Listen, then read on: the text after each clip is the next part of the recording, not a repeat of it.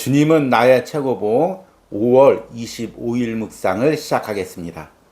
오늘의 제목은 자기 유익을 구하는 시험입니다. 오늘의 말씀을 읽겠습니다. 창세기 13장 8절에서 9절입니다. 아브라함이 롯에게 이르되 우리는 한 친족이라 나나 너나 내 목자나 내 목자나 서로 다투게 하지 말자. 내 앞에 온 땅이 있지 아니하냐. 나를 떠나가라. 내가 좌하면 나는 우하고 내가 우하면 나는 좌하리라. 아멘. 오늘 말씀은 아브라함과 롯이 각자의 땅을 선택하는 내용입니다. 창세기에서 하나님은 고향 땅에 있는 아브라함을 부르셔서 가나안 땅으로 인도하셨습니다. 이때 아브라함은 조카 롯과 함께 떠나왔습니다. 가나안 땅에 도착해서 많은 시험들이 있었지만 잘 감당하고 이제 각자 어느 정도 자리를 잡았습니다. 그런데 하나님의 축복으로 각자 양들과 가축들이 많아지자 서로의 목자들이 싸움이 일어났습니다. 아브라함이 롯에게 제안해서 서로 싸우지 말고 먼저 롯에게 갈 곳을 선택하라고 합니다. 우리가 아는 대로 롯은 소돔과 고모라 땅을 선택했고 아브라함은 믿음으로 가나안 땅을 선택했습니다. 오늘 내용으로만 보면 아브라함이 가족의 연장자로서 조카에게 양보를 하는 신앙의 수동적인 모습으로 해석할 수가 있습니다. 그러나 이 아브라함의 선택은 결코 신앙의 수동적인 모습이 아닙니다. 아브라함은 롯이 세상적으로 좋아 보이는 소돔과 고모라 땅을 선택할 것을 알았습니다.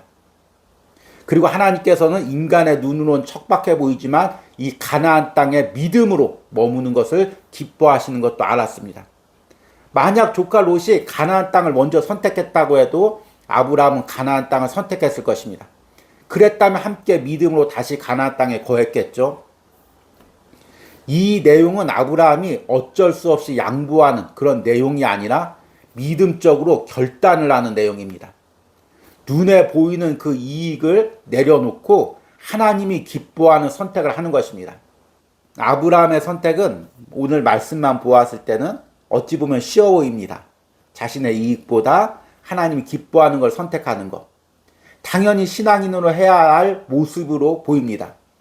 그런데 이것이 실제적으로 우리 삶에 와 닿을 때, 우리 삶에 그 이익이 와 있을 때 그 이익보다 하나님이 기뻐하는 걸 선택하는 것. 이것은 결코 쉬운 것이 아닙니다. 이것은 말씀의 이론으로 되는 것이 아니라 내 삶에서 매 순간 믿음의 선택을 할 때 가능합니다. 훈련받아야 될 부분이죠. 이 믿음의 훈련이 무엇인지를 오늘 묵상을 통해서 들어보도록 하겠습니다. 오늘의 묵상입니다. 하나님 안에서 믿음의 삶을 시작하자마자 당신 앞에는 매력적이고 화려한 전망이 펼쳐지게 될 것입니다. 이 모든 것들이 당신이 권리 주장을 할 수 있는 것들입니다. 그러나 만일 믿음의 삶을 살아간다면 당신은 당신의 권리들을 포기하고 하나님께서 당신을 위해 선택하시는 인생을 살 것입니다. 하나님은 때때로 당신을 시험하는 장소에 두실 것입니다. 그곳에서 만일 당신이 믿음의 삶을 살지 않으면 자신의 유익을 추구하는 것이 옳고 마땅한 권리라고 생각하게 됩니다. 그러나 그곳에서 믿음으로 살면 당신은 당신의 권리를 기쁘게 포기하고 하나님께서 당신을 위해 선택하시도록 허락하실 것입니다. 이것이 하나님의 음성에 순종함으로써 자연적인 것을 영적인 것으로 변화시키는 훈련입니다. 우리의 삶이 내 권리에 의해 인도받을 때마다 그 삶은 영적으로 둔화됩니다. 믿음의 삶의 가장 큰 원수는 죄가 아니라 충만하지 못한 어설픈 선입니다. 이 선은 언제나 최상의 선의 원수입니다. 위의 말씀에서 세상적으로 볼 때 아브라함이 먼저 선택하는 것이 가장 지혜롭게 보입니다. 분명 먼저 선택하는 것은 아브라함의 권리였습니다. 주변 사람들은 아브라함이 먼저 선택할 수 있는 권리를 주장하지 않은 모습을 보고 어리석은 자라고 생각했을 것입니다. 우리 대부분은 자신을 위해 하나님께서 선택하시도록 주님을 의지하는 대신 자신의 권리에 따라 선택하기를 좋아하기 때문에 영적으로 성장하지 못합니다. 우리는 하나님께 시선을 집중하며 사는 법을 배워야 합니다. 너는 내 앞에서 행하라. 완전하라. 아멘.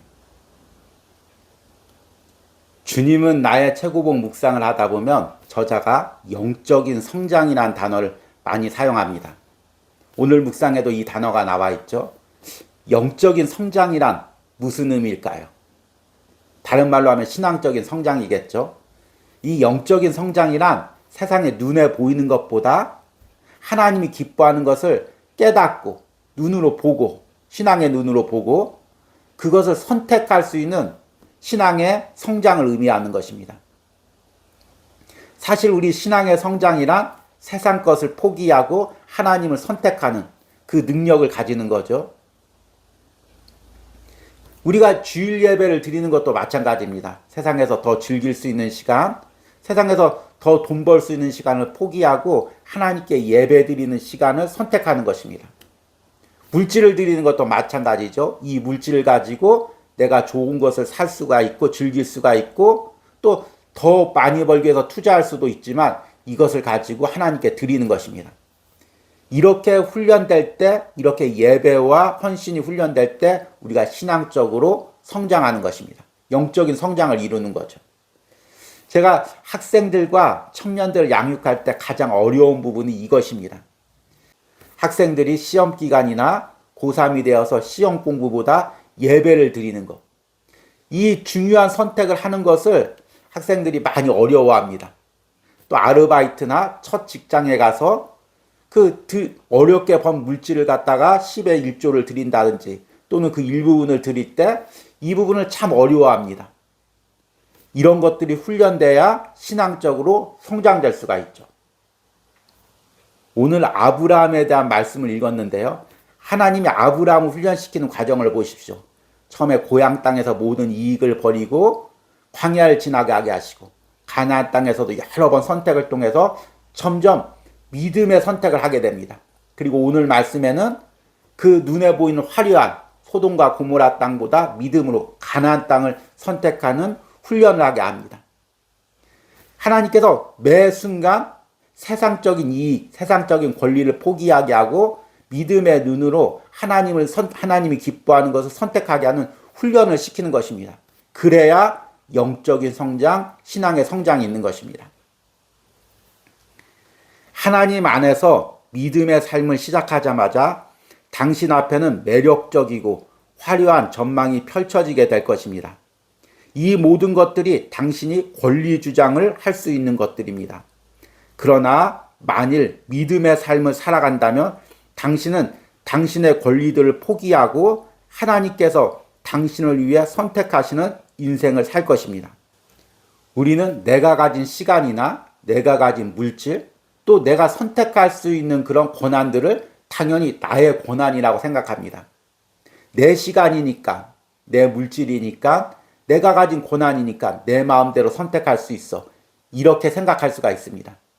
그런데 믿음은, 신앙은 이런 나의 권리들 다 포기하고 세상적인 권리들을 하나하나씩 내려놓고 하나님이 기뻐하는 선택을 하는 것입니다. 그리고 이것은 한순간에 되지 않습니다. 하나님께서 작은 것부터 아브라함을 훈련시켰듯이 우리가 믿음으로 훈련될 때 가능합니다. 예를 들어서 작은 이익이 있습니다. 이것보다 먼저 하나님이 기뻐하는 것을 선택하는 것을 내가 믿음으로 결단합니다. 그 다음에 좀 더 큰 이익이 있습니다. 그러면 다시금 믿음으로 결단합니다. 그리고 인생에 아주 중요한 이익이 있습니다. 때론 그것도 내려놓고 믿음으로 선택하게 되는 것입니다. 처음부터 큰 이익 앞에서 믿음으로 선택할 실력이 되는 것이 아닙니다. 매 순간 훈련되어야 가능한 것입니다. 하나님은 때때로 당신을 시험하는 장소에 두실 것입니다.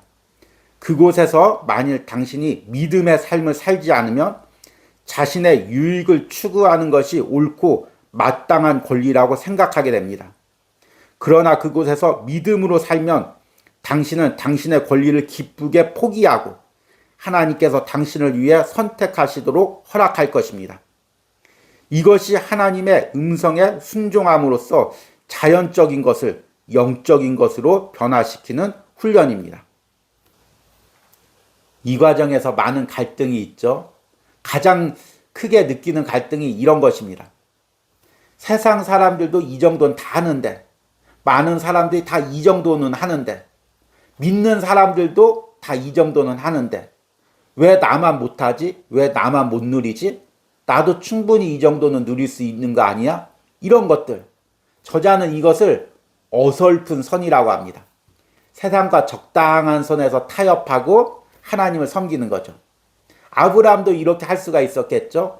내가 당연히 가족의 어른인데, 그리고 내가 더 지위가 높은데 충분히 내가 먼저 선택할 수가 있지. 눈에 보이는 좋은 땅을 선택할 수 있지. 이 정도는 하나님을 믿어도 충분히 할 수 있는 것이지. 이렇게 어설픈 정도에서 적당한 믿음을 가질 수도 있었습니다. 그러나 아브라함은 절대적으로 하나님이 원하는 것을 선택했습니다.